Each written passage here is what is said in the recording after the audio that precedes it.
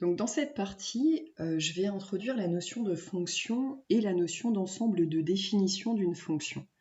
Alors la notion de fonction, vous l'avez déjà rencontrée quand vous étiez au collège, avec par exemple des histoires de prix en fonction du nombre d'abonnements achetés dans un musée, donc énormément en fait de problèmes qui souvent relevaient de l'économie.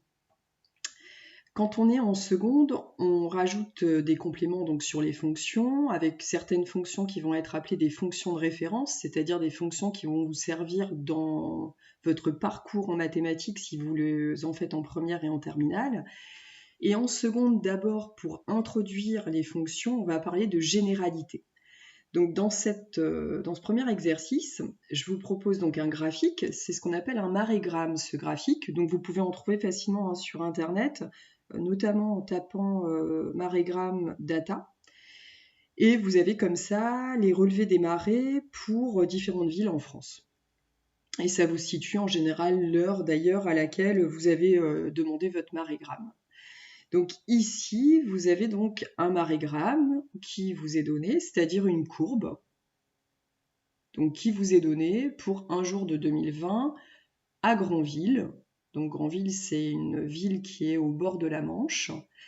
Et que vous donne ce marégramme? Il va vous donner la hauteur d'eau en mètres en fonction de l'heure dans votre journée. Donc par exemple, si on regarde à 12 heures ici dans la journée, c'est-à-dire à midi, on sait que la hauteur d'eau sera de 12 mètres, ce qui est largement suffisant. En revanche, si on regarde vers 17h30 à peu près, on va s'apercevoir que la hauteur d'eau à Granville, c'est-à-dire dans le port, est comprise entre 0 et 2 mètres, c'est-à-dire environ 1 mètre, enfin un petit peu moins d'1 mètre.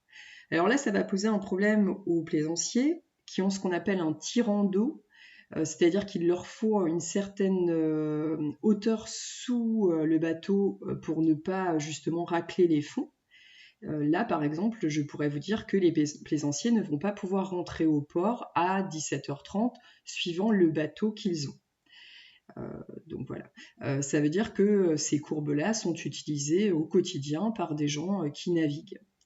Alors maintenant, on peut imaginer que derrière cette courbe se cache une fonction, c'est-à-dire l'expression, enfin une fonction définie par une expression que nous n'avons pas ici, qui ne nous est pas donnée, mais en tout cas une fonction qui, lorsqu'on donnerait l'heure dans la journée, nous apporterait la hauteur d'eau. Quelque chose qu'on lit graphiquement, c'est vrai, qui reste quand même approximatif quand on lit graphiquement, mais si on avait l'expression d'une fonction, on pourra avoir une valeur exacte. Alors maintenant, je vais parler de la façon dont est tracée la courbe. Si on regarde ici, la journée va commencer à 0, c'est-à-dire à minuit. Et pour minuit, on nous donne la hauteur d'eau ici. On nous donne également pour un temps compris entre minuit et 24 heures, l'ensemble des hauteurs d'eau. Donc entre minuit et 24 heures ici, on a l'ensemble des hauteurs d'eau qui nous est fourni. On n'a pas ce qui se passe après, on n'a pas ce qui se passe avant. Donc on se limite seulement à une journée entre 0 et 24. Et bien ça veut dire qu'on va définir la fonction qui nous est donnée par sa courbe ici, seulement sur un intervalle de valeur 0, 24. Intervalle, c'est une notion qu'on a déjà rencontrée précédemment, et ça veut dire qu'ici, les hauteurs nous sont données que pour des temps entre 0 inclus et 24 inclus. Après, on ne sait pas, avant, on ne sait pas, et cette chose-là, 0,24, c'est ce qu'on va appeler l'ensemble de définition de la fonction. Donc 0 ici, 24, est appelé ensemble de définition, c'est-à-dire l'ensemble des valeurs pour laquelle on a une image. Je rappelle que les images, on va les lire sur l'axe des ordonnées.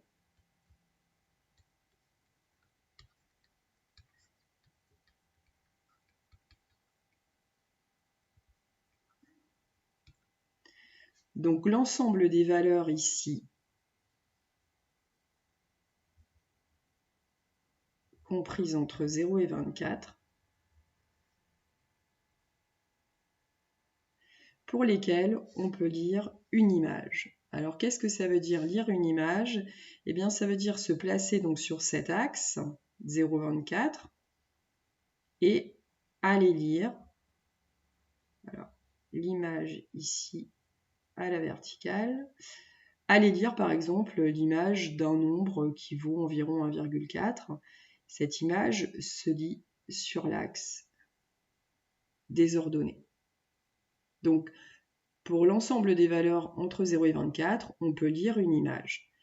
Et ça veut dire qu'on a défini notre fonction sur 0,24 et c'est aussi ce qu'on appelle l'ensemble de définition. Alors parfois cet ensemble de définition, il vous est donné dans l'énoncé. C'est le cas ici. Donc, vous saviez de toute façon que cet ensemble vous était donné. Parfois, il vous sera demandé de le chercher. Alors, ça peut être le cas d'une fonction définie par une expression algébrique, donc soit f définie par f de x égale 3x. Donc ça, c'est ce qu'on appelle une fonction linéaire. Vous en avez rencontré quand vous étiez au collège. Et on pourrait vous demander ici de trouver le plus grand ensemble de définitions de la fonction. C'est-à-dire, quelles sont les valeurs de x pour lesquelles vous pouvez calculer l'image. Ici, si on regarde, on peut calculer l'image de 1.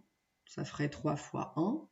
On peut aussi calculer l'image de 0,5, ça donnerait 3 multiplié à 0,5. On pourrait aussi calculer l'image de nombres qui seraient rationnels. Donc là, je fais 3 fois 1, ça donnerait 3.